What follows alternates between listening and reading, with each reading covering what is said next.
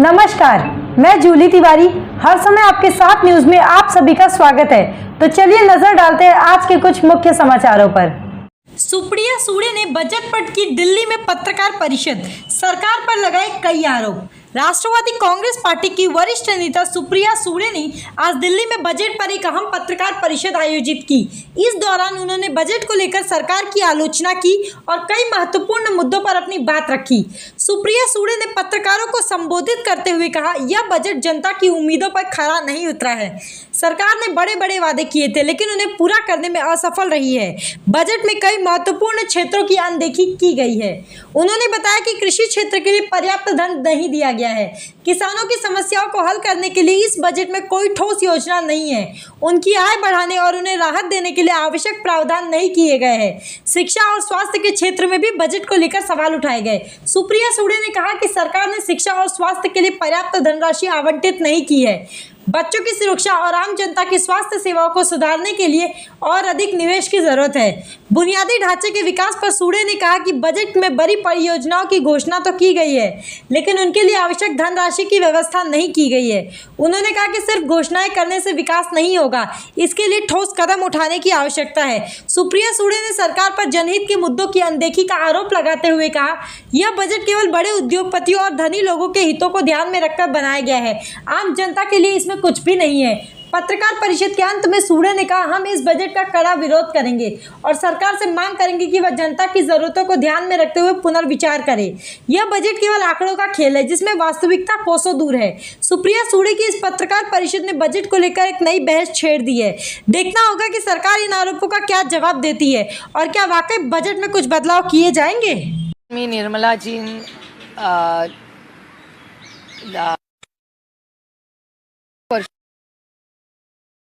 Budget करतो। अर्थातच त्या बजेट गोष्टी आहेत, पण ज्या चांगल्या गोष्टी आहेत त्या काँग्रेसच्या आणि इंडिया अलायन्सच्या मॅनिफेस्टोमधल्या आहेत। हा गमतीचा भाग आहे। म्हणजे भारतीय जनता पक्षाचा मॅनिफेस्टो तुम्ही काढला आणि इंडिया अलायन्स आणि काँग्रेसने केलेला मॅनिफेस्टो, यातलं सगळ्यात मोठं उदाहरण म्हणजे एंजल टॅक्स। एंजल टॅक्सबद्दल ते काही बोलले नव्हते, पण काँग्रेस बोलली होती। त्याच्यामुळे अनेक अशा गोष्टी ज्या आहेत किंवा जी न्याय नावाची जी स्कीम इंडिया अलायन्स आणि काँग्रेसने रेकमेंड केली होती, त्याचंच डुप्लिकेशन म्हणा, रेप्लिकेशन म्हणा, हे या बजेटमध्ये आलेलं आहे। आणि ह्या सगळ्या बजेटमध्ये अनेक गोष्टी झालेल्या, ज्याच्यावर मी सविस्तर उद्या हाऊसमध्ये बोलणारच आहे। पण सगळ्यात गमतीची भाग आहे की कुठल्या राज्याला दिलं, कारण का हे देशाचं बजेट आहे, कुठल्या राज्याचं बजेट नाही आहे। त्यामुळे देशाच्या बजेटकडून आमच्या अपेक्षा होत्या की प्रत्येक राज्याला समान अधिकार हा मिळाला पाहिजे। त्यामुळे आंध्र प्रदेश आणि बिहारला देण्याचं अजिबात दुःख नाही, तर त्यांचा प्रत्येक राज्याचा अधिकार आहे। पण महाराष्ट्रावर अन्याय काय, म्हणजे गमतीने खरं तर मला असं विचार आला की लाडकी बिहार, लाडकी आंध्र प्रदेश, फक्त परका महाराष्ट्र का, हा मला प्रश्न विचारायचा आहे सरकार। महाराष्ट्राबद्दल या बजेटमध्ये अजूनही नेत्यांना उमगत नाहीये, काय झालंय? भाजपच्या शिवसेनेच्या नेत्यांना प्रतिक्रिया विचारलं तर ते अजूनही अभ्यास करतात, काय नक्की झालंय? अजून रेल्वेची प्रेस नोट पण नाही। जे त्यांनी वाचलं, म्हणजे आम्ही लक्ष देऊन कान देऊन सगळ्या नोट्स करत होत्या, त्यामुळे माझं उद्याचं भाषण पण तयार आहे त्यांचं हे ऐकलं। त्याच्यामुळे अजून अभ्यास इमिजिएटली जो आम्ही आत्ता जे बोलतोय ते साधारणपणे जे मोठा ऐकण्याला, म्हणजे आंध्र प्रदेश आणि बिहार या दोघांनाही जे काय दिलं त्याचं अजिबात दुःख नाही, त्याचं स्वागतच खरं। पण हे देशाचं बजेट आहे, दोन राज्यांचं बजेट नाही। म्हणजे खुर्ची वाचवण्यासाठी आणि सत्ता टिकवण्यासाठी किती गोष्टी आहेत। म्हणजे मी तुम्हाला एक उदाहरण देते आंध्र प्रदेशचं। आता ज्या नायडूजींनी ह्याच गोष्टी 14 मध्ये मागितल्या होत्या, तेव्हा या सरकारने दिल्या नाही, त्या बरोबर आत्ता दिल्या त्यांनी।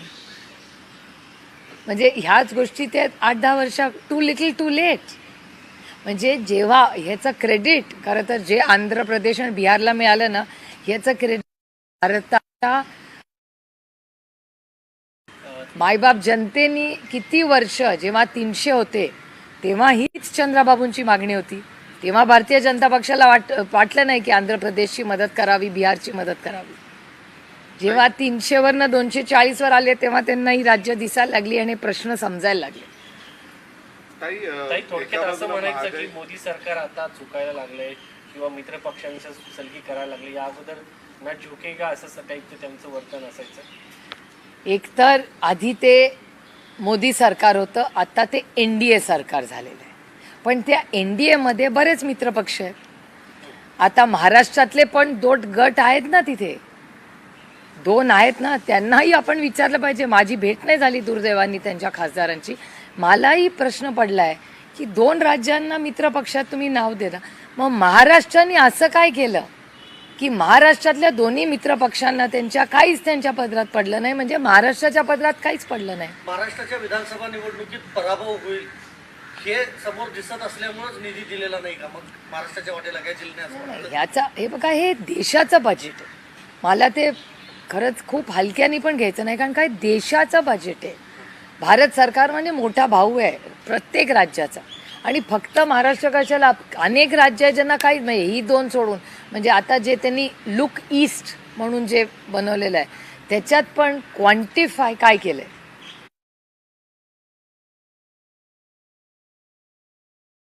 नुसतं असं म्हणून चालणार नाही. म्हणजे मी पुन्हा सांगते, आपली लाडकी बिहार, आपलं लाडकं आंध्र प्रदेश, आंध्र प्रदेश, महाराष्ट्र फक्त परका आणि बाकी राज्य परके. काही एक प्रश्न असा आहे की सर्वसामान्य नागरिकांना एक अपेक्षा होती की इन्कम टॅक्स मध्ये कदाचित सूट मिळेल, कारण एका बाजूला महागाई वाढते, दुसऱ्या बाजूला तोच टॅक्स पेअर पण आहे. तर जो सर्वसामान्य टॅक्स पेअर आहे, किंबहुना एक प्रकारे जो सरकारची देशाची तिजोरी भरणारा सर्वसामान्य नागरिक आहे, त्याच्या अपेक्षा भंग झालेल्या असं तुम्हाला वाटतं? काहीच टॅक्स रिफॉर्म्स नाही आहेत, काहीच नाही. फक्त फॉरेन कंपनीचा कॉर्पोरेट टॅक्स जो 30 होता तो 25% आला आहे. एंजल टॅक्स कमी केला. हे सोडून ज्या काँग्रेसच्याच कमिटमेंट्स होत्या ना, त्याच्यामुळे नवीन इनोव्हेटिव्ह काहीच नाही आहे या बजेटमध्ये.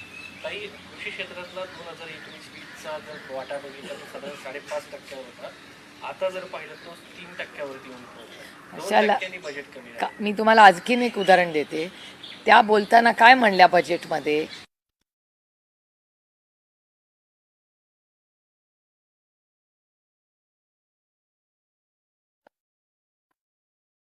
डबलिंग ऑफ फार्मर्स इन्कम आम्ही करणार. मग 50% होत नाही, कारण का कॉस्ट पण वरती गेली आहे. त्याचा हिशोब कोण करणार? हे सगळं क्वांटिफायच होत नाही. आणि सगळ्यात महत्त्वाचं आश्चर्यजनक गोष्ट जी मला खूप खटकली या बजेटमध्ये, land reforms. Land is a state subject, राज्याचा विषय आहे जमिनी. त्याच्यावर हा कोऑपरेटिव्ह फेडरलिझम, ज्याच्याबद्दल जेव्हा अरुणजी हयात होते तेव्हा सातत्याने, जेव्हा अर्थमंत्री होते तेव्हा कोऑपरेटिव्ह फेडरलिझम हा अरुणजींचा अतिशय लाडका शब्द होता. मग त्या कोऑपरेटिव्ह फेडरलिझमचं काय झालं? अनेक ते जे निर्मलाजी जे म्हणाल्या की आम्ही सगळे लँड रेकॉर्ड्स जे आहेत त्याचं डिजिटलायझेशन करतो आहे, हे सगळीच राज्य करतायत. कुणाचंही सरकार असलं तरी ते काम होते. आणि land is a state subject. मग राज्याच्या विषयामध्ये केंद्र सरकार का जात आहे? This is going in to insulting, hurting cooperative federalism. ह्याच्यावर मी बोलणार आहे उद्या सविस्तर. ताई, प्रकाश आंबेडकरांनी एक ट्विट केलंय, त्याच्यामध्ये पवार साहेबांना म्हटलंय की आरक्षण बचाव रॅलीला आमच्यासोबत सहभागी व्हा. तो आंबेडकरजी आणि आदरणीय पवार साहेबांच्या अंतर्गत प्रश्न आहे, मी कसं काय बोलतो?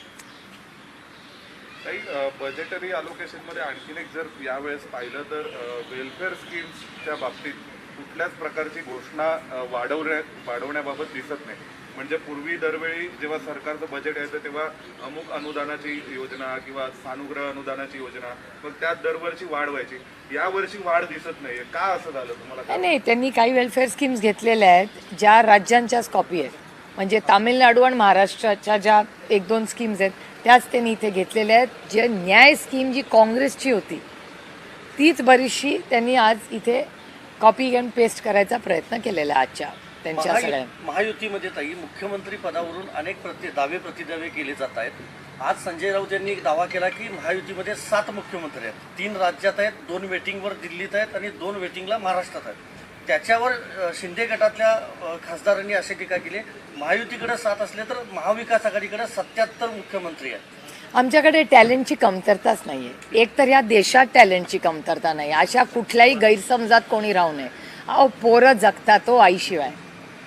त्याच्यामुळे कोणीही टॅलेंटच्या कमतरतेत या देशामध्ये कधी तो चालेल. मुख्यमंत्री खूप बनण्याची टॅलेंटेड क्षमता असलेले अर्थातच या कोणी तुम्हाला सांगितलं की हाच मुख्यमंत्री म्हणून होऊ शकतो. या देशात टॅलेंटची कमतरता कुठल्याच जबाबदारीत नाही. ना माझ्या ना तुमच्या ना तुमच्या कॅमेरामॅनच्या. सगळे टॅलेंटेड खूप लोक आहेत या देशात. आता नीट बद्दलचा नीटचं हे चाललंय. त्याच्यामुळे आम्ही वाट बघतोय. त्याची तारीख उद्यावर जाईल. ससून रुग्णालयात देवेंद्र फडणवीस म्हणतात हा जो संकल्प आहे हा देशवासियांचा आशा आकांक्षा अपेक्षेची पूर्तता करणारा मजबूत विकसित भारताची पायाभरणी करणारा अर्थसंकल्प आहे. त्यांच्या टीमनी ड्राफ्ट करून दिला असेल त्यांना त्यांनी लिहिलंय. काय बिचारे करतील. किंवा दिल्लीवरनं सगळ्यांना एन ब्लॉक त्यांची पाठवतात आणि सांगतात ट्विट करा आणि रिट्विट करा. त्यामुळे मला काय आश्चर्य वाटत नाही. एका लोकशाहीमध्ये त्यांना पण त्यांच्या पक्षाची बाजू घ्यायलाच पाहिजे ना. ते थोडी म्हणणार आहेत की आंध्राला आणि बिहारला जास्त दिलं आणि आपल्याला कमी दिलं. कसं बोलणार. त्याच्यात देवेंद्रजींची काय चूक. ससून मधला एक भोंगळ कारभार समोर आलाय. आणखीन एक हा, म्हणलं पाहिजे. तिथले डॉक्टर जे आहेत ते बेवारस रुग्णांच्यावर उपचार करून रात्रीच्या वेळा त्यांना निर्जन स्थळी सोडून येत असल्याचा एक व्हिडिओ समोर आलेला आहे. ससून आणि महाराष्ट्र सरकार म्हणजे ड्रग्ज असू दे किंवा तुम्ही जे आत्ता बोलताय ते असू दे, हे महाराष्ट्राचं ट्रिपल इंजिनचा खोक्याचं जे सरकार आहे हे कम्प्लिटली नॉन सिरियस आहे. त्यांना फक्त इन्फ्रास्ट्रक्चर प्रोजेक्ट्स आणि कॉन्ट्रॅक्ट्समध्येच इंटरेस्ट असतो. सर्वसामान्य मायबाप जनतेची सेवा करण्यासाठी त्यांना अजिबात वेळ नाही किंवा त्याच्यात इंटरेस्ट पण नाही. आणि तुम्हाला माहिती आहे म्हणजे आजकाल जे राज्यात होत नाही ते आमच्या पुणे जिल्ह्यात होतं अखंड. म्हणजे मला इतक्या वेदना होतात की ज्या भागातून आम्ही ज्या आपल्या महाराष्ट्राला एक आदर्श राज्य म्हणून देश बघतो त्याच्यात पुणे म्हणजे शिक्षणाचं माहेरघर. सगळ्यात जास्त क्राईम पुण्यामध्ये, ॲक्सिडेंट्स पुण्यामध्ये, ससूनच्या सगळे घोटाळे पुण्यामध्ये, सगळं पुण्यातच कसं काय होतं. हे दुर्दैव आहे की पुण्याचं इतकं चांगलं नाव एक सुसंस्कृत शहर म्हणून त्याच्या पूर्ण गेल्या काही महिन्यांमध्ये अतिशय वाईट घटना घडत आहेत पुण्यामध्ये. तानाजी सावंतचा एक आणखी घोटाळा समोर आलाय.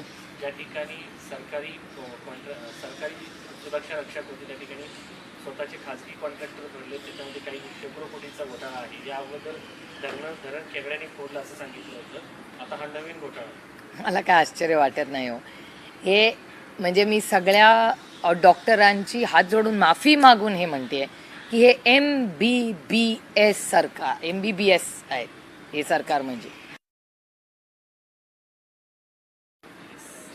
चला थँक्यू. हिंदी में बताइए एक रिएक्शन आपका बजट को लेकर. हमने देखा कि कहीं पे भी किसानों को लेकर या एक कॉमन मैन के लिए कहीं पे कोई बड़ा ऐसा सिनेरियो दिखा नहीं और सिर्फ जो बजट में दिखाई दिया वो है बिहार और आंध्र प्रदेश. आप किस तरह से इस बजट को देखते हैं. फर्स्ट रिएक्शन आपके सवाल में ही मेरा जवाब है. आप देख रहे हैं कि ये देश का बजट है. हर राज्य को न्याय मिलना चाहिए. आंध्र और बिहार को जो मिल रहा है हमको आनंद है. उनको भी मिले, कोई दिक्कत नहीं है उसमें.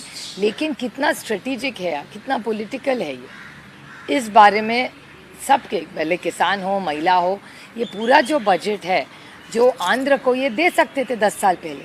आपको याद होगा चंद्राबाबू जी यही तो मांग 10 साल कर रहे थे. लेकिन तब बीजेपी का नंबर क्या था.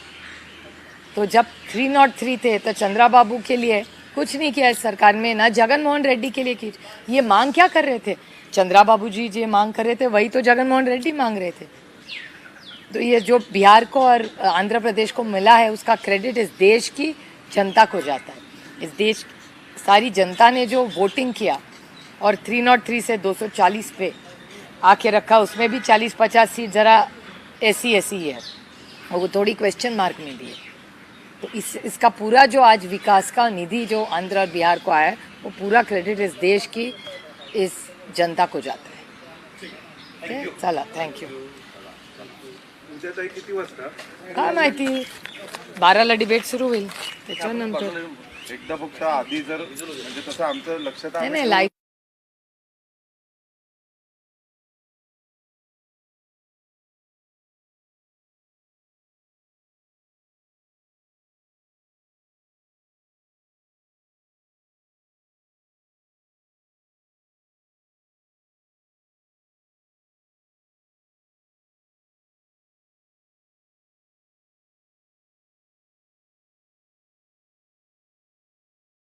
तो आज के लिए बस इतना ही।